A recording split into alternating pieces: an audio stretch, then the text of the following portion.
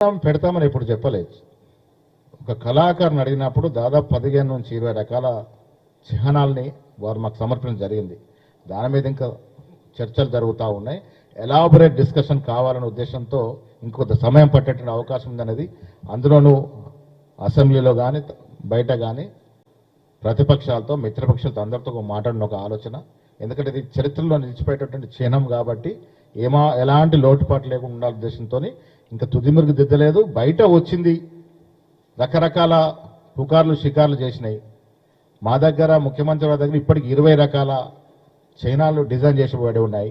వాటన్నిటిలో ఏది మంచిది అవుతుందో, ఏది మెజారిటీ మేధావులు కోరుకుంటారో ఆ ఎంబ్లాన్ని తీర్చిదిద్దే అవకాశం ఉంటుంది.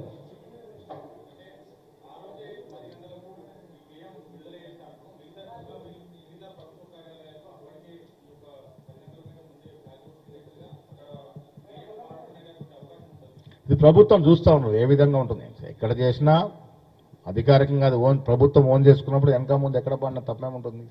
ఒకసారి అది ప్రభుత్వం గేయంగా మారినప్పుడు జూన్ 2 తర్వాత ఏ ప్రభుత్వ కార్యక్రమాలు చేసినా అదే గేయాన్ని అధికారంగా పాడతారు.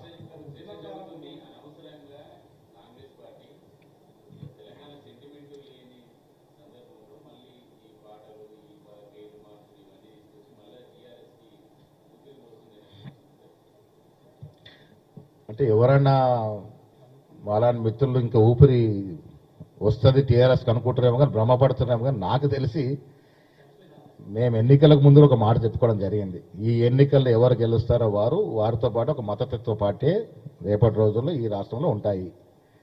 నేను ఇవాళ రాజకీయాలు మాట్లాడదలుచుకోలేదు కానీ వచ్చే రోజుల్లో ఈ రాష్ట్రంలో 2 పార్టీలు ఉంటాయి. అది మీకు తెలుసు. అమరవీరుల కుటుంబాల యొక్క తల్లిదండ్రులను పిలిచి వారికి సముచిత స్థాయిలో సత్కారం చేసుకోవాలని.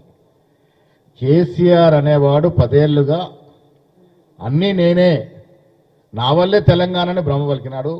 అతను నమ్మే ప్రయత్నం చేసినాడు. తనకు తానుగా చక్రవర్తిలాగా వ్యవహరించిన తీరు మనందరూ తెలుసు. మా పరిస్థితి కాదు. తెలంగాణ కోసం ఎవరైతే త్యాగం చేశారో వారందరికీ కూడా గౌరవం దక్కాలి. దానికోసమే ప్రయత్నం. అన్నీ కూడా పరిశీలనలో ఉన్నాయి. మేము వచ్చి 3 నెలల 42 రోజులు 44 రోజులు అయింది. ఈ 3 నెలల 44 రోజుల్లో కూడా మీరు మా అడుగులు చూశారు. రేవంత్ రెడ్డి గారి యొక్క పాలనా విధానం చూశారు. ఏ రకంగా పోతుందో చూశారు.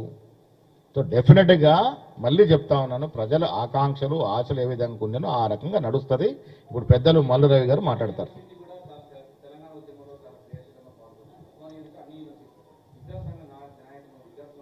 అందరినీ పిలుస్తున్నాం. అన్ని ఉద్యమంలో పాల్గొన్న వారందరి కూడా ఆహ్వానము. ఉద్యమంలో పాత్ర పోషించి ఆనాడు జైలుకి వెళ్ళినటువంటి నాయకులందరూ కూడా ఆహ్వానం ఉంటుంది. ఇది మనందరి పండుగ. ఇది ఏ ఒక్కరి పండుగ కాదు. ఇప్పుడు జూన్ 2 అనేది ఒక ప్రాముఖ్యత మనకి. జూన్ 2న రాష్ట్రం సాకారమైంది. టీఆర్ఎస్ వారు ఆ జూన్ 2 అనే పదానికి ఆ జూన్ 2 ఆ తేదీని అపాసం చేసే విధంగా జూన్ 1 కార్యక్రమాలు చేస్తూ ఉన్నారంట. ఏ రకంగా ఇది వారికి మంచిగా అనిపిస్తుంది అర్థం అవుతలేదు నాకు.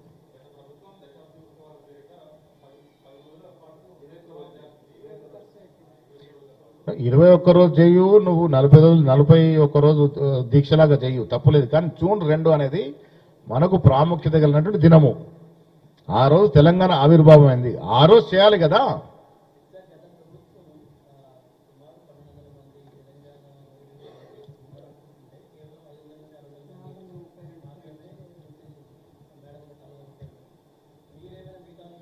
రేవంత్ రెడ్డి గారి ఆలోచన దానిని అధ్యయనం చేసి ఒక కమిటీ వేయాలని. జరిగిన లోటుపాట్లు తప్పిదాలు చాలా మంది మిస్ అయినారు. నిజమైన తెలంగాణ వాదులు చాలా మందికి అవకాశం లేకుండా పోయిందన్నది మీలాంటి మిత్రులు చెప్తున్న మాట. సో ఈ లోటుపాట్లు కూడా సరిదిద్దాల్సిన అవసరం ఉందనే దాంట్లో ప్రభుత్వం చాలా దీని మీద అధ్యయనం చేస్తూ ఉంది.